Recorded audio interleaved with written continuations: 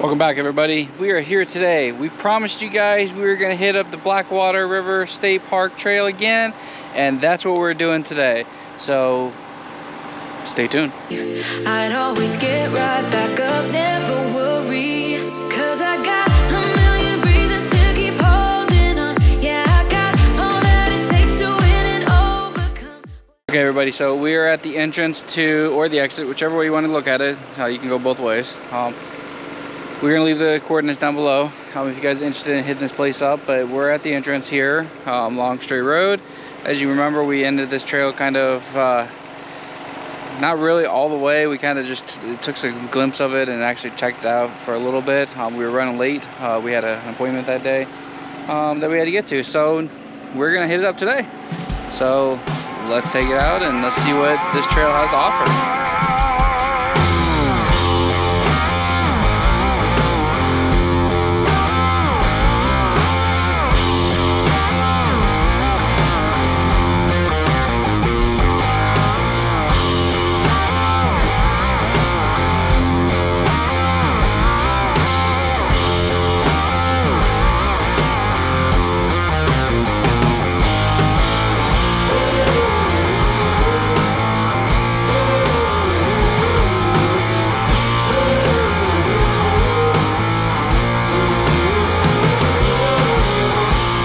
So as we're going through this trail, we've noticed that it's starting to get a little darker out. It looks like some pretty good rain clouds are coming in. We're still going to finish it. We're only maybe a quarter of the way in, according to Gaia.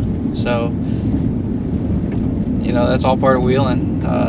Taking the elements as they come, and, you know, the weather can be very unpredictable down here in Florida. I don't think it was supposed to rain today, but yeah, we're going to see what happens and continue down our trail. And if you guys are not familiar with Gaia and how it works, I really encourage you guys to kind of play with that outside of going out and doing this kind of stuff. And if you're still not familiar and you're just not, you just want to learn more about it without having to go try to learn it yourself, there are courses out there and there are people out there on YouTube that talk about Gaia GPS as far as how to save waypoints and create them and record and do everything that you need to so that you guys can be safe out in the trails. And then number one thing I can't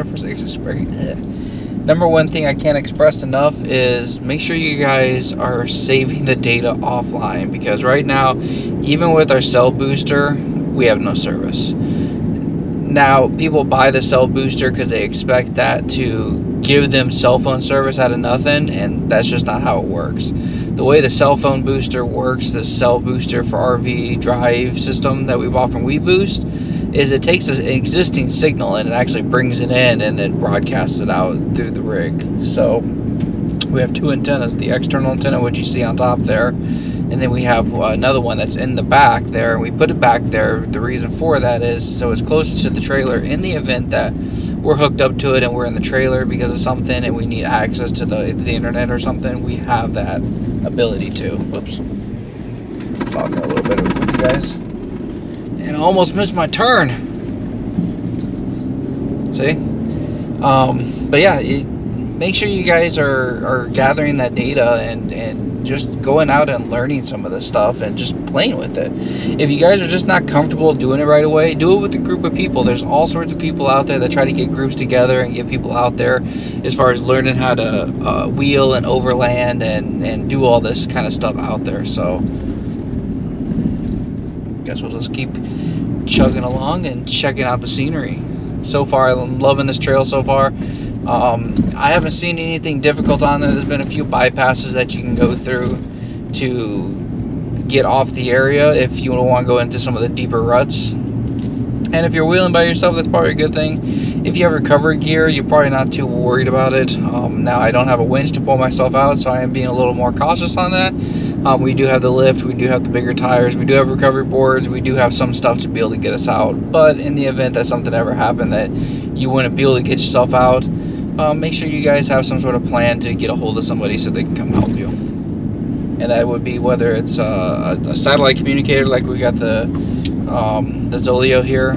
We got that just in case something happens. We got our coordinates that we can reach out to somebody to have them come either pull us out or tow us or whatever we need to do. So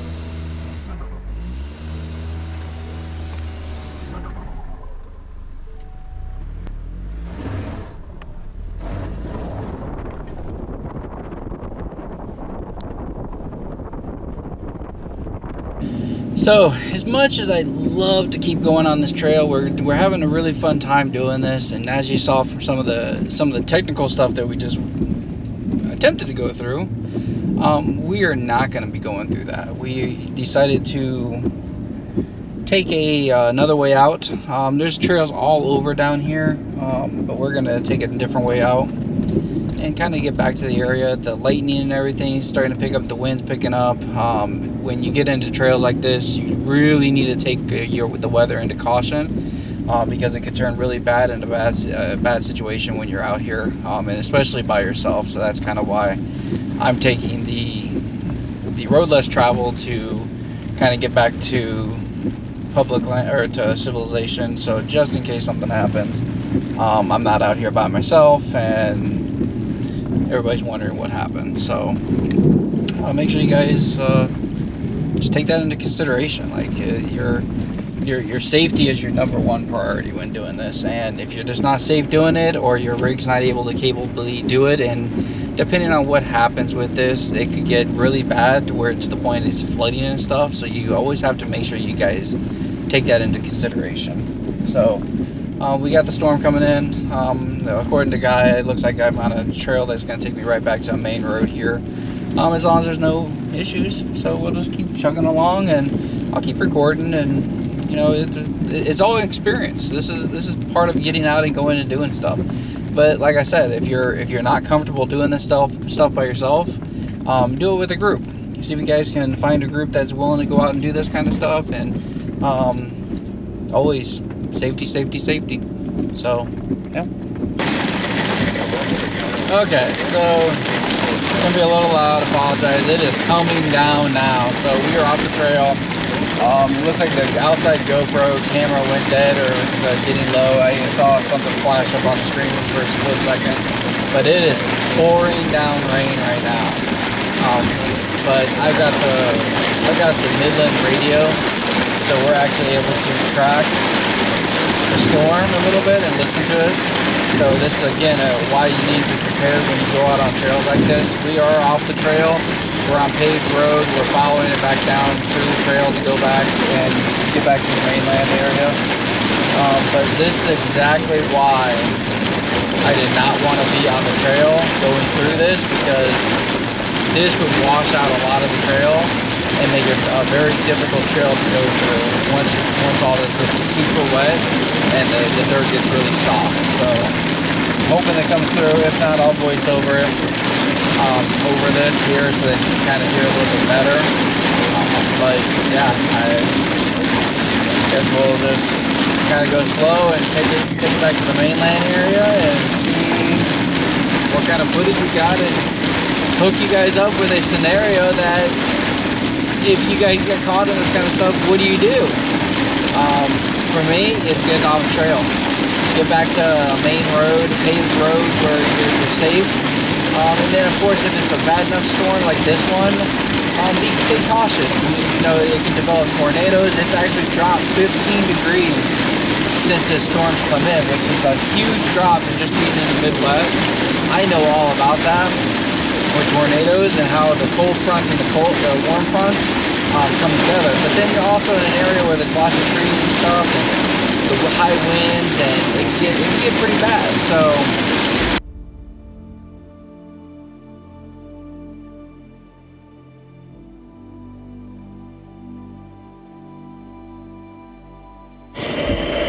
So as you can see here, that's all water down in the ditch that's filled up and running, and you can see just sitting here, it's actually not too bad if you're going slower. As soon as I go to start speeding it up, you guys are going to see here in a second how much worse it'll get. And you can see over there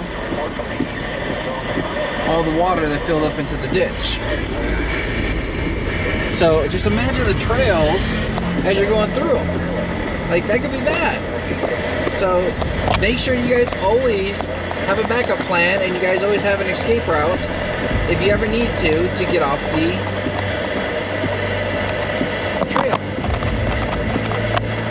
I'm in like a bad spot on the antenna. And plus side too is when plus side with my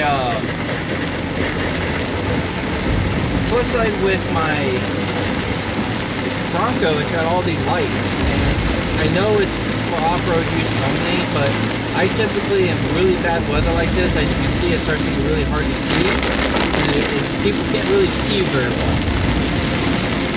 So I usually kick them on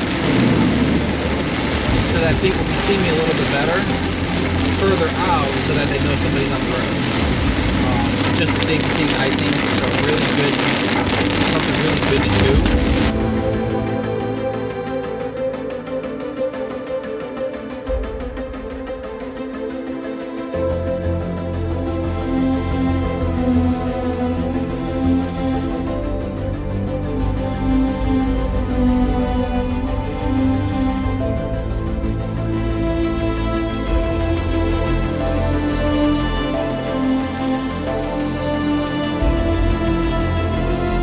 So I hope this video is informational for you guys.